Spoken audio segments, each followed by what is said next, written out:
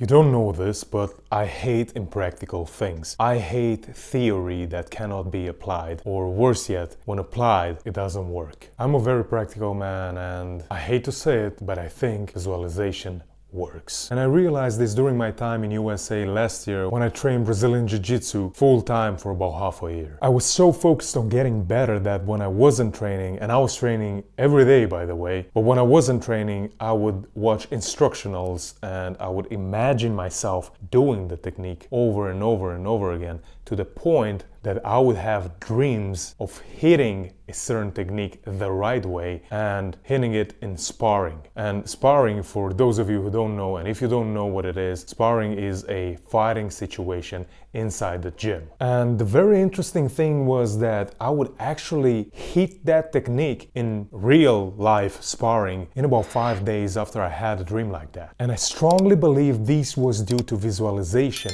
due to actively and consciously choosing to visualize. Now, based on my experience, I think there are two important components of visualization, and most of everything I think is probably just fluff that you can find somewhere else. Number one, and I think this is the most important one, is that you have to visualize the right way, aka the right scenario. So for example, if you train boxing, and I'm using boxing as an example, but this applies to everything, and the reason why I use boxing as an example is because I think it's easy to understand for everyone. So if you train boxing and you have an upcoming fight, you want to win, of course, but don't visualize, and this is what most people do, they will visualize themselves having the hand raised at the end of the fight. Their opponent's face is all swollen and bruised up, and he is with the head down. While they are being hugged, handshaked, and congratulated by their coach, teammates, and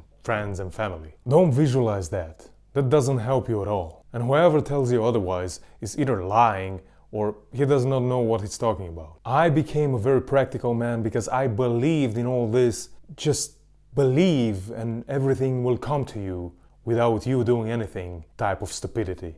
I used to visualize like this for years and nothing noticeable happened. So please save yourself years and don't visualize like this and then say visualization doesn't work. Of course it doesn't work. This is daydreaming. This is why it feels so easy to visualize. Visualization, proper visualization actually requires effort, mental effort. Proper visualization actually requires a little bit of work. So you want to have your hand raised at the end of the boxing match? Well, refrain yourself from visualizing what happens at the end of the match when nothing really matters anymore anyways. Instead, I want you to imagine the actual fight, because the way you fight will decide who will have the hand raised at the end of the match. Imagine situations during the fight. Imagine your opponent's speed. Imagine your reactions and imagine you having the right reactions you've been working on. Imagine you blocking his punches and how from defensive you become offensive. Imagine you tricking your opponent with that trick you've been working on for months and finally hitting that jab right hook the right way. And you will actually literally work on your skills and improve. And again, this can be done for everything. I just gave boxing as an example because I think it's easy to understand for everyone. But if you're a salesman, for example, don't imagine you after you make that big sale and you bought that nice car. Instead, imagine you in the sales process or during the sales process trying to uncover your prospect's true desires and trying to uncover your prospect's fears and how you reassure him that he's making the right choice. Or imagine what type of objections your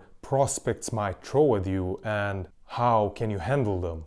Or better yet, how can you avoid objections altogether by the way you talk, the way you present yourself in the service or the product you're selling? To make it easier to understand, I'll ask you to look at visualization as a workout or a real training session that gets you better at your craft. To keep the same example as before, if you are an athlete, you cannot physically train all the time or your body will break. So when you don't physically train, visualize, train mentally. It will bring similar results. If you are a marketer or you want to get better at copywriting, sometimes it's better to just visualize. It's a different way of getting better, a different type of workout. Anyways, number two, and I think this is very important as well, visualize at the right time of the day. Now, I haven't heard anyone say this is important, and most of the people I heard talking about visualization, they will recommend you to do it in the morning. Honestly, I think you have to find the right time for yourself, or the perfect time for yourself, because 10 a.m. is still morning, but if you're living with a roommate, then it might not be the perfect time to visualize at 10 a.m. because there is noise maybe in the house and many distractions. On the other hand, if you still decide to do it in the morning but at 5 a.m., well, that's a different story. That might be a very good time to visualize.